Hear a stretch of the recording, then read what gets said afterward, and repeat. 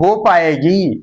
परचर्या जब सेवा दास्य भक्ति अच्छी कर पाएंगी, सदगुरु को जान पाएंगी और अपनी टूटी फूटी सेवा से उसको प्रसन्न कर पाएंगी, तो ही तो उसके हृदय में वह छत्तल में अपना स्थान बना पाएंगी।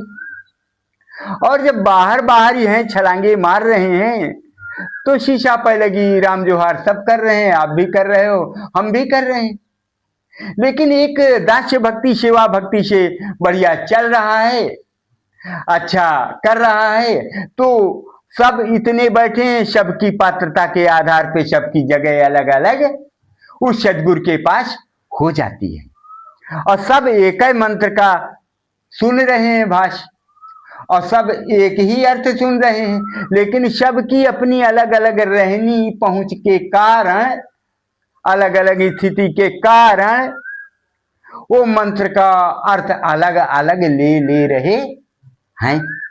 यही सत्य। तो यहां क्या कहते हैं, सोई सेवक प्रियतम मम सोई, मम अनुशासन माने जोई। ये तो रही सेवक की बात। अब आते प्रियतम शब्द।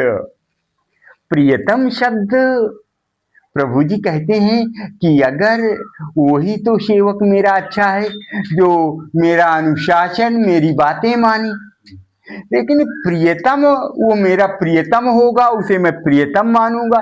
तो देवियों को अपने पति को प्रियतम कहते तो हमने सुना, अच्छा लगता है, मेरे प्रियतम ना, मेरे प्रभु। अपने पति को प्रियतम शब्द देवियां ऐसे इस्तेमाल करी हैं। तो यहाँ पर प्रभु कहते हैं भैया अगर तुम ऐसे हो कि मेरा अनुशासन मानो, मेरी बात मानो, केवल राम राम जपने में न जाओ, तब तो मैं तुम्हें प्रियतम मान लूं अपना। क्या करें, कितनी बड़ी, थोड़ा सा ध्यान देना मंत्र पे और शब्दों पे ध्यान देकर चलेंगे, नहीं तो एक लाइन का मंत्र है, 2 लाइन का अर्थ है, इतनी देर तो कब का हो लिया होता, यही ना। तो प्रियतम अर्थात प्रियो में उत्तम, जो एक प्रिय है उसमें उत्तम, तो ऐसे मैं मानूंगा। और किसको, मम अनुशासन माने जोई, जो मेरा अनुशासन, भाई राम जब थे तब थे, अब तो है नहीं, तो अब किसका अनुशासन माने। बोले मम मेरा अर्थात आत्मा का है, मम मेरा, आज मैं हूं कल तो नहीं रहूंगा, यही कृष्ण भगवान बताए, आज तो हूं पार्थ मैं कल नहीं रहूंगा, इसलिए तत्व स्थित महापुरुष के पास जा।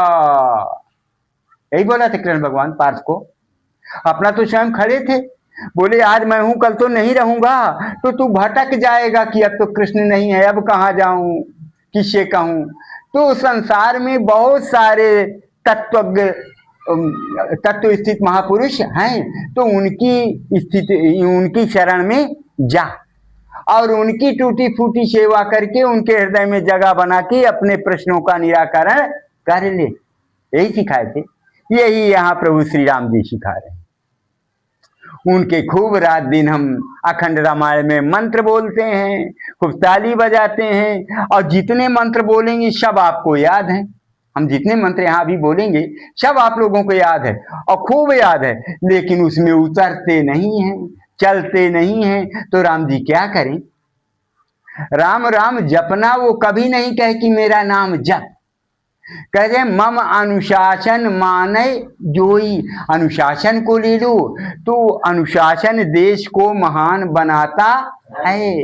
अगर अनुशासित कर लिया उस मम को, जो आत्मा है, उसके प्रकाश द्वारा प्रकाशित कर्मचारियों को अगर अनुशासित कर लिया, तो जैसे अनुशासन देश को महान बनाता है और इन कर्मचारियों को अनुशासित किया, तो ये जो देश है ये महान बन गया। अब दोबारा दोबारा इस मलेच्छ वाले में इसको आने का नंबर नहीं पड़ेगा, परम गति पा जाएगा।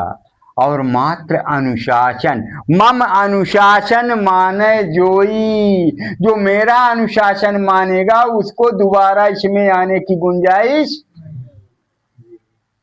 नहीं है। कितना सुंदर मंत्र है।